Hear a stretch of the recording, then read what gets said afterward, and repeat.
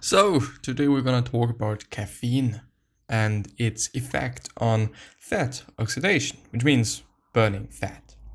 And there have been multiple studies and also people and whatnot, and actually also very, very recent one. I mean, the one that I'm having in front of me as part of the 1, 2, 3, 4 that I'm going to go through today is from January the 7th, 2021. And another article, which is also the reason why I'm going through this, was I think actually published in March. What is today? Today is March 26th.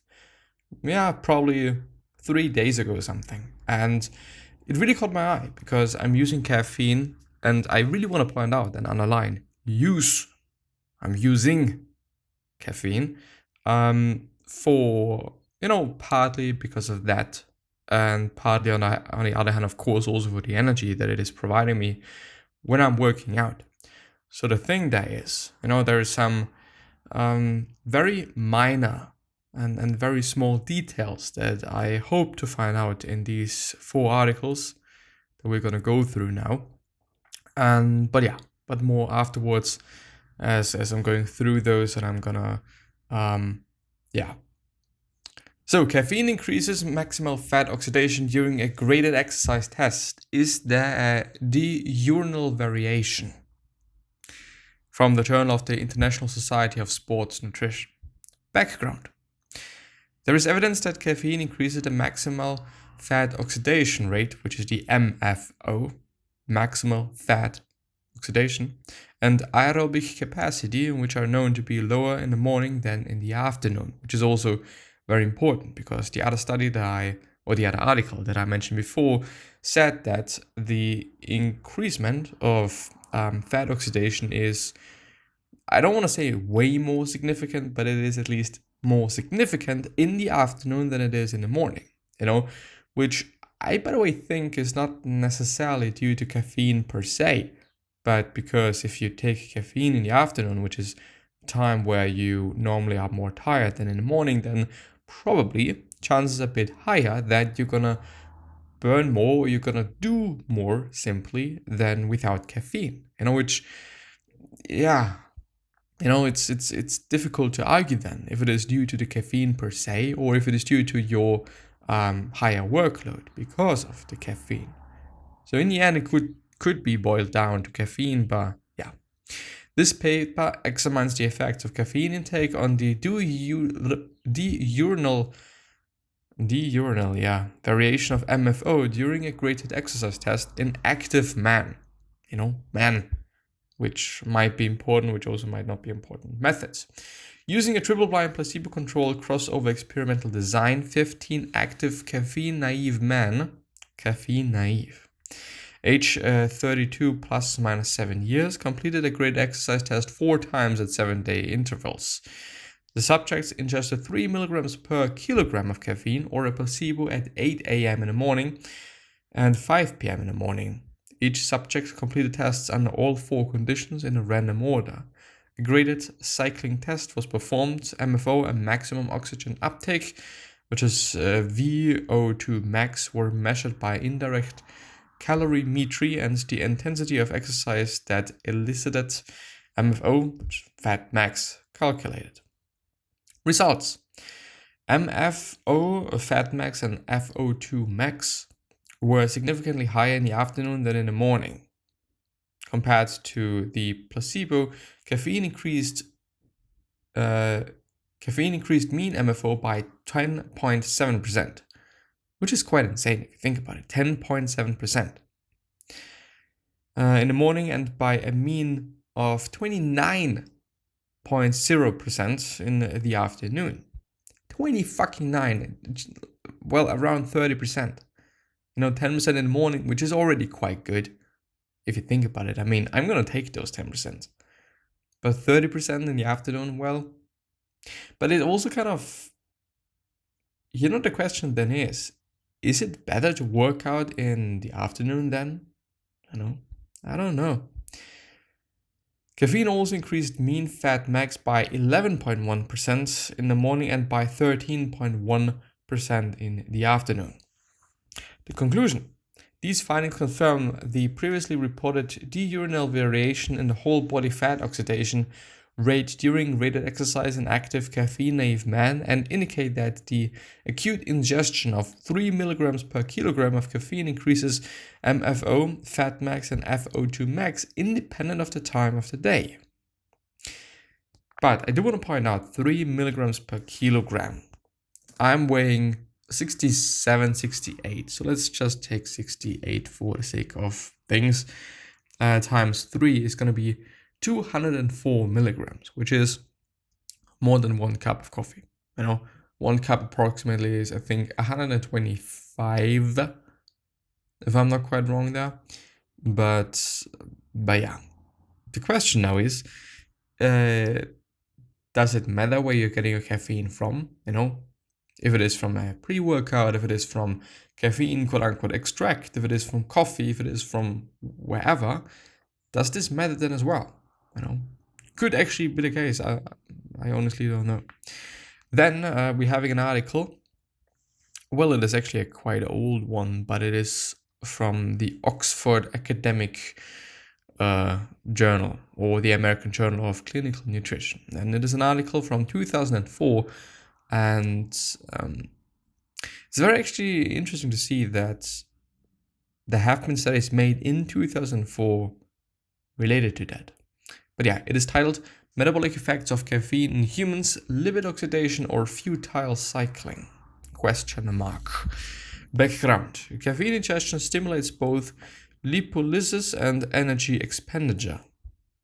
So apparently, if you're just taking caffeine, you're gonna burn more calories, or therefore energy. Probably also by actually doing nothing.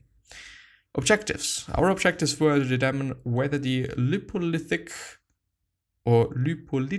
effect of caffeine is associated with increased lipid oxidation of futile cycling between, or futile cycling between triacylglycerol and free fatty acids, which is FFAs, and whether the effects of caffeine are mediated via the sympathetic nervous system. Design. Respiratory exchange and palmital were used to trace lipid oxidation and FFA turnover in 8 healthy young men for 19 minutes before and 24 minutes after ingestion of placebo or caffeine, which then was at around 10 milligrams per kilogram. Milligrams. So if I'm just doing, what the fuck? If I'm doing that, I would be fucking taking 680 milligrams, which is, is it? I think it is 200 milligrams more than the recommendation. Anyway, let's die apparently. Or caffeine during beta-adrenoceptor blockage. I see. Results during fasting conditions, and this is what, or the reason why I've included it, because it is about fasting, not necessarily. I guess I actually haven't read further, but anyway, during fasting conditions, there were few differences in measured variables between the 3 tests. During steady-state conditions, last hour of the test, after ingestion of caffeine, lipid turnover increased 2-fold. Wow. And the mean thermic effect was 13.3 plus or minus 2.2%, both of which were greater than after ingestion of placebo or caffeine during beta-adrenoceptor blockage. After ingestion of caffeine, oxidative FFA disposal increased 44%. Plus minus 21. 44% around. Whereas non-oxidative FFA disposal increased 2.3 to 2.3-fold. Well, isn't it then over 100%? Or am I wrong there? I guess so, yeah. In post-absorptive conditions, 34% of lipids were oxidized and 66% were recycled. And caffeine ingestion increased energy expenditure by 13% and doubled the turnover of lipids, of which 24% were oxidized and 76% were recycled. Beta-adrenoceptor blockage decreased but did not inhabit these variables. I don't know what adrenoceptor. Let's see what it's probably. Let's see. Oh, it's.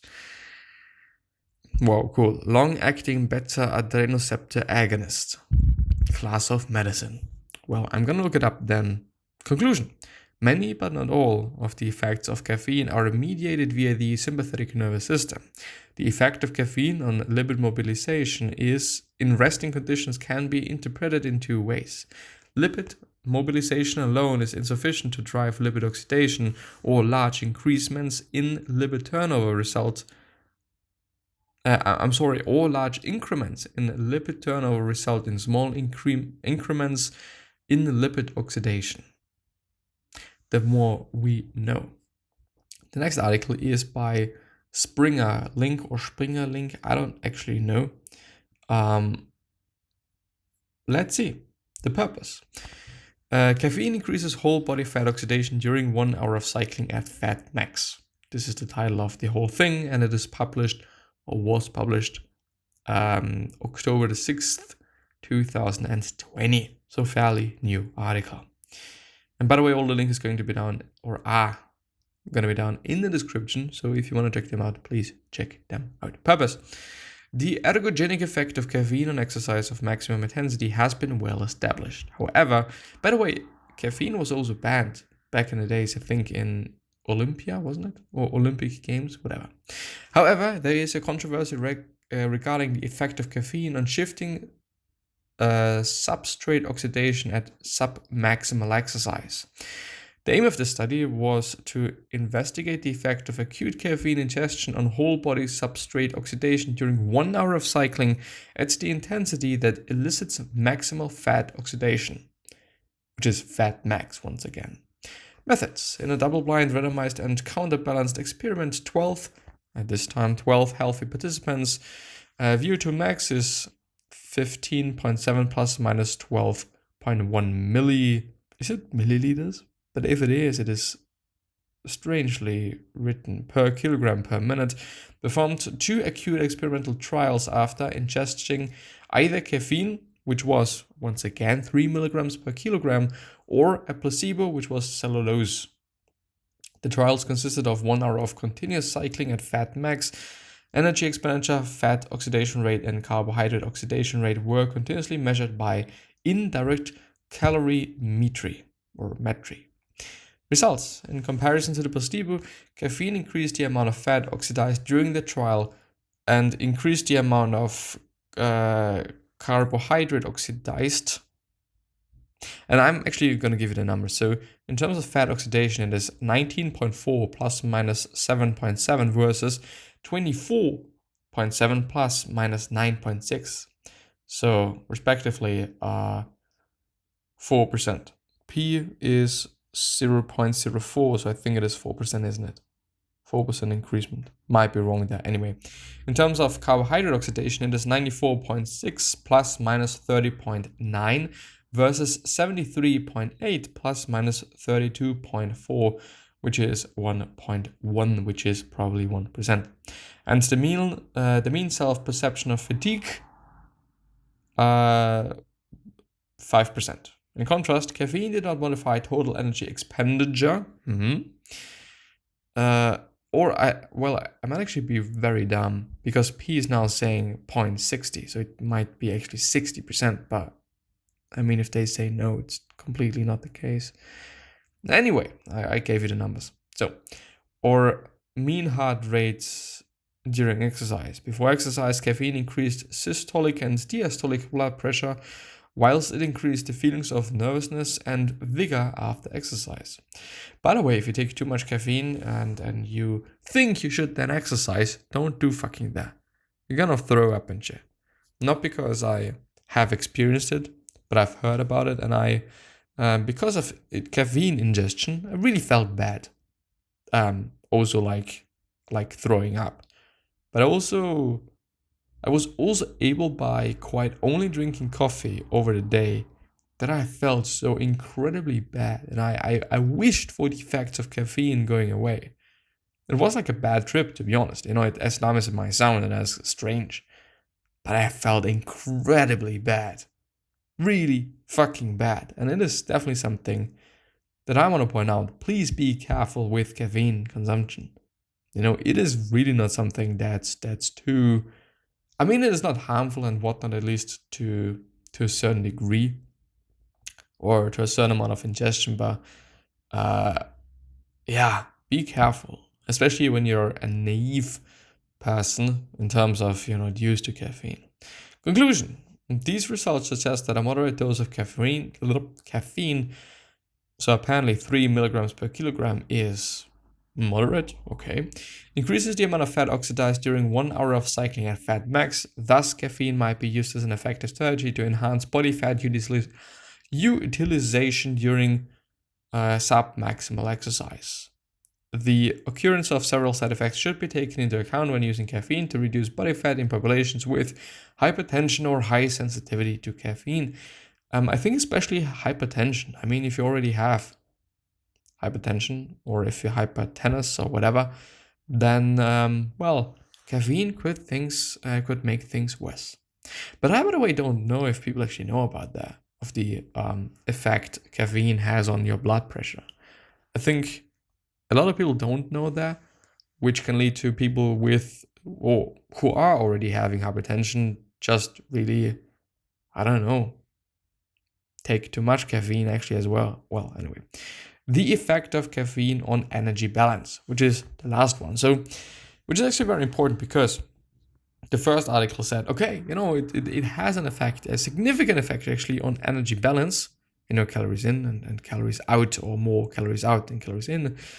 But the other one said, no, this is complete bullshit. So let's see. It's actually a introduction abstract. Okay, the global prevalence of obesity has increased considerably in the last 2 decades. Obesity is caused by an imbalance between energy intake, which is EI, and energy expenditure, which is EE. And thus, negative energy balance is required to bring about weight loss, which can be achieved by either decreasing EI or increasing EE. Caffeine has been found to influence the energy balance by increasing EE and decreasing EI. Well, it is actually satiating. Caffeine is satiating. Therefore, it can potentially be useful as a body weight regulator. Caffeine improves weight maintenance through thermogenesis, fat oxidation, and EI. The sympathetic nervous system is involved in the regulation of energy balance, and lipolysis, which is the breakdown of lipids to glycerol and free fatty acids, and the sympathetic innervation of white adipose tissue, may play an important role in the regulation of total body fat. This article reviews the current knowledge on the thermogenic properties of caffeine and its effects on appetite and EI in relation to energy balance and body weight regulation. Introduction. Caffeine is the most popular drug consumed worldwide, and yes, it is a drug. Approximately 80% of the world's population consumes a caffeinated product every day, and 90% of adults in North America consume caffeine on a daily basis. Caffeine is a naturally occurring alkaloid that is found in varying quantities in beans, leaves, and fruits of more than 60 plants. Some common sources of caffeine are the kola nuts, cacao bean, yerba mate, and guarana berry. However, roasted coffee beans and tea leaves, Camellia sinensis, are the world's primary sources of dietary caffeine. Caffeine is rapidly absorbed through the gastrointestinal, which is the GI tract, that moves through cellular membranes with the same efficiency as when it is absorbed and circulated to tissue. Caffeine is metabolized by the liver and through enzymatic action results in 3 metabolites. There we have paraxanthine, theophylline, and theobromine. Parathinin is the major metabolite and accounts for 84% of the identified products. Elevated levels of caffeine appear in the bloodstream within 15 to 45 minutes of consumption, peaking around 60 minutes post-consumption. As a lipid soluble compound caffeine freely crosses the blood-brain barrier and therefore affects neural function. Table 1 shows that there are many beneficial effects of caffeine on the human body, and many of the effects are attributed to energy balance. Summary of the main beneficial effects of moderate caffeine consumption by humans. Once again, what is moderate? Oh, so apparently, I see. Makes sense. So, energy availability apparently is higher. Daily energy expenditure apparently is as well higher. Energy intake is apparently lower. Risk of developing type 2 diabetes is lower. Fatigue is lower. The sense of effort associated with physical activity is lower. Physical performance is higher. Motor performance is higher. And also cognitive performance is higher. Alertness, wakefulness, and feelings of quote-unquote energy are higher. Mental fatigue is lower. Reaction speed is higher. Accuracy of reactions is higher. The ability to concentrate and focus attention is higher. Short-term memory is higher. The ability to solve problems requiring reasoning is higher. And the ability to make correct decisions is higher. And the last one is cognitive functioning capabilities and neuromuscular coordination is also higher. And yes, I've actually been right. Safe in otherwise healthy non-pregnant adults is no more than 400 milligrams per day. So saying that you should be taking fucking 10 milligrams per fucking kilogram for a fucking experiment is kind of insane. Overweight and obesity and the sympathetic nervous system, caffeine and energy expenditure. This is where I wanna be. There's actually way more to it, and it's actually a very, very interesting article. But anyway, numerous studies describe the beneficial effect of caffeine on energy expenditure. Two studies examined the influence of caffeine on the RMR in young, which is going to be the rest metabolic rate in young, which is 20 to 40 years, physically trained and untrained men. Leblanc, is it fucking Leblanc? I don't remember at all. Et al. Conducted a study on AIDS-trained and AIDS-untrained young males. Both groups were introduced to consume 1 cup of coffee containing 4 milligrams per kilogram caffeine after an overnight fast, which resulted in an increase of rest metabolic rate values in both groups, but a greater increase of rest metabolic rate in the trained subjects. P is greater than. Is it a probability, isn't it? I learned it once, but it's actually not. It's not been that long ago. Maybe a year or something. Well, anyway, 5% or greater than 5%. This effect was also associated with a greater increase in plasma-free fatty acids and greater fall in the respiratory quotient, indicating enhanced lipid oxidation following caffeine consumption in trained subjects. Another one studied 14 trained and 10 untrained men. Subjects were supplemented with 300 milligrams of caffeine after an overnight fast, leading to an increase of RMR in both groups, but in contrast to Leblanc or whatever results, a greater increase was observed in the untrained subjects. Once again, P is greater than 0.05. It is unclear why the two studies conducted contradictory results. One possible explanation may be related to the protocols of the two studies, which were not conducted in a double-blind design and did not use a placebo. In addition, Leblanc used coffee, and Pohlmann, which was the other one, used pure caffeine. Caffeine is more powerful and when consumed in an anhydrous state as compared to prepared coffee. One study investigated the combined effects. That's actually very low. Let's see. Although many of the studies mentioned above suggest that caffeine consumption elicits different responses of lipolysis and EE and LW compared with OW, caffeine is reported to have positive effects on EE, so energy expenditure, and lipolysis in OW. And therefore, its use may be considered for weight loss. A possible mechanism by which caffeine affects EE is by intensification of secretion CA binds to adipose cells, causing an increase of thermogenesis through an augmentation in a thermogenic gene expression and release of FFA. Blah, blah, blah, blah, blah, blah, blah. So apparently, yes, it does help you with energy expenditure. With that being said, I hope you've enjoyed and I hope that you've learned something. I'm going to see you next time. Bye-bye.